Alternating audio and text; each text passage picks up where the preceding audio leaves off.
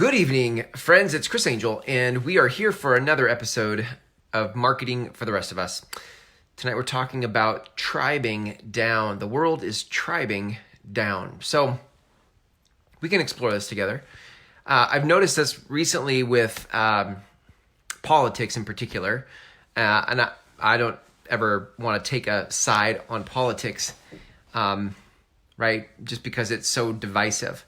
But that's my point, right? Like people are starting to pick sides, and that's, I'm okay with people picking sides.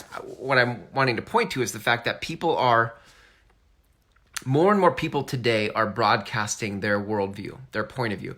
Even news stations, like if you want to go to Fox News or you want to go to CNN or Politico or whatever, you can even see it there where like they definitely tell their side of the story, their worldview. And then they know that their reader is in their audience. So their reader is actually picking up what the worldview is, right? Like, I like your worldview, so I read your news. That's how that works. But it's not just news companies anymore. Now it's because we have social media, people are broadcasting their worldview. And not just about politics, right? But about everything. About what to eat, how to eat, about business, about relationships, about all of it. And it's about spirituality and religion. So it's interesting that the more people start to broadcast their worldview, I think what we're finding now is people are tuning out the stuff that isn't for them, and they're checking into the stuff that is for them. So we're going to call this tribing down.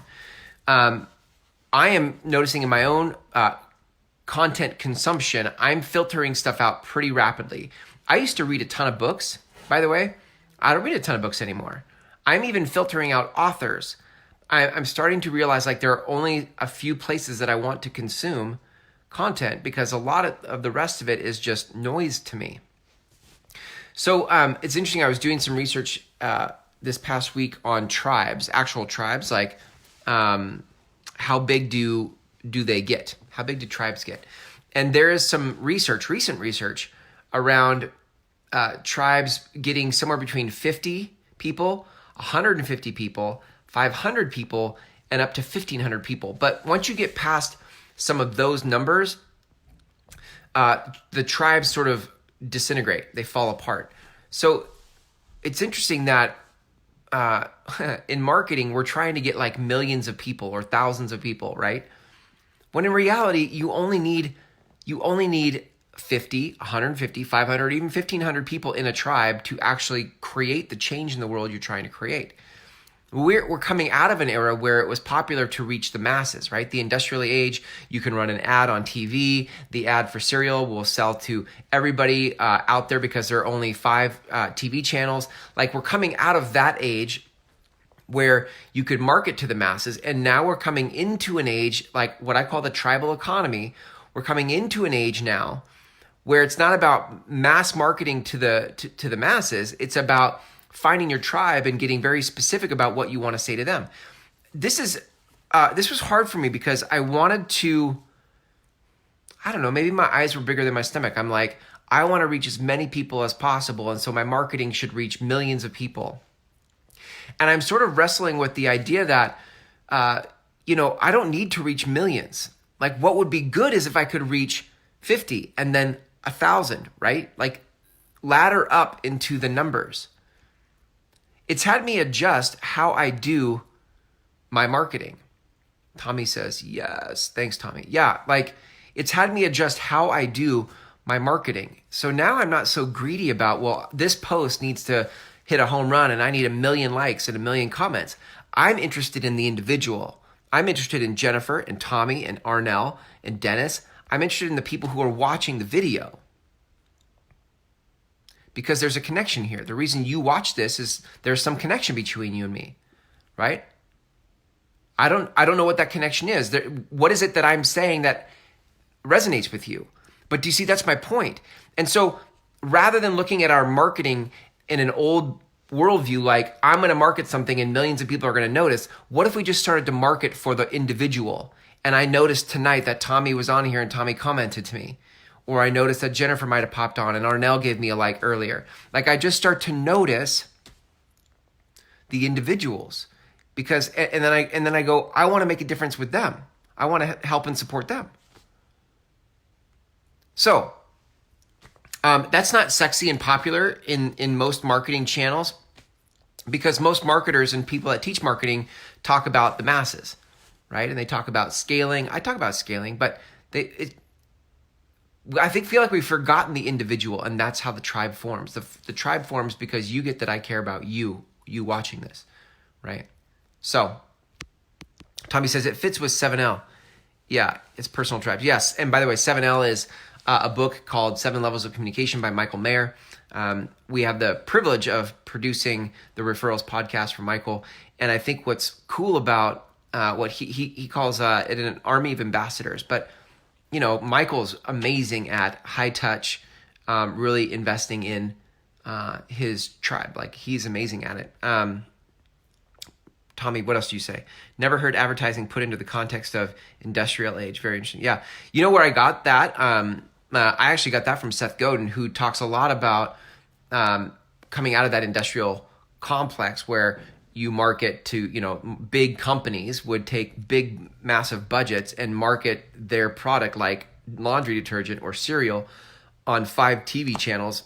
And the consumer had no choice. There was no TiVo, right? There was no DVR. There was no binge watching on Apple TV. It was like you were a prisoner of interruption marketing, and it just happened.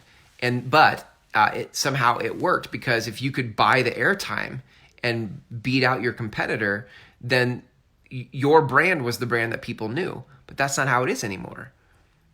And now people are starting to find their preferences. They're finding their preferences for politics. They're finding their preferences for news. They're finding their preferences for business leaders. Right? You see, like, people are finding their preferences and tuning everything else out. So I'm going to leave you with this.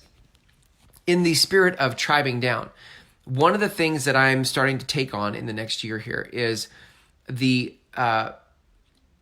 skill set of building community. I have done a bad job of building community. I've done a good job of showing up for marketing. I've done a bad job of building community.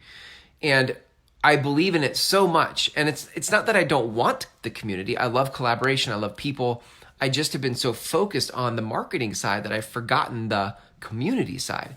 So you'll see more posts coming in the next year on community, because it's where my focus will be. But my encouragement to you, I believe so much in my soul, in my bones, that what's missing right now in this digital age is community. People are feeling more alone than ever while being as connected as ever, because I think there's a void in community. We're not getting the same feeling of community online and in Facebook groups and whatever as we used to get when we didn't have the internet. So, and I'll just add one more piece to that the community, what's so cool about the internet is now, like I said this in a training yesterday, like you can't pick, in the old days, you couldn't pick your neighbor, right? So your community was whoever you were around in proximity. Like it was your parents, it was your friends, it was your next door neighbor to the left and right of you, and you didn't get to say. And so people took care of their neighbor, because if you ever needed help, you'd want to be in good standing with your neighbor. Well, now that we have the internet, there are maybe neighbors I don't know, and we have different views of things. I don't get along with them. I would never have a conversation with them. And because of that, I keep my distance.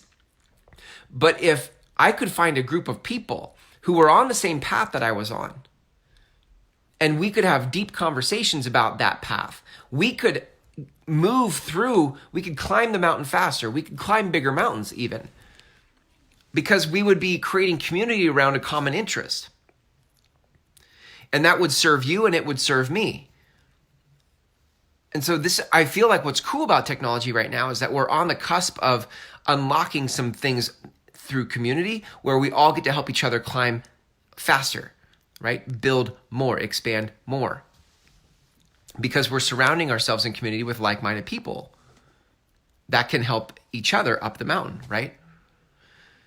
So while that's cool about technology, what's missing and what we need to go to work on is how to build that community into our marketing. How do we build that community into our business?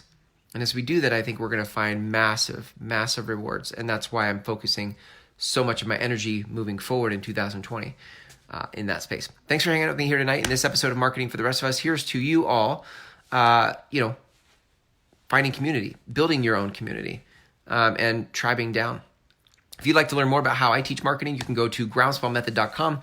There's some free videos there. On the last page of those videos is an application to my next 6-week program called the Groundswell Method Intensive, where I teach you not only how to find your message for the world, the important message you have for the world, but also how do you produce it and share it out to the world in a show, like a podcast, a YouTube show, etc.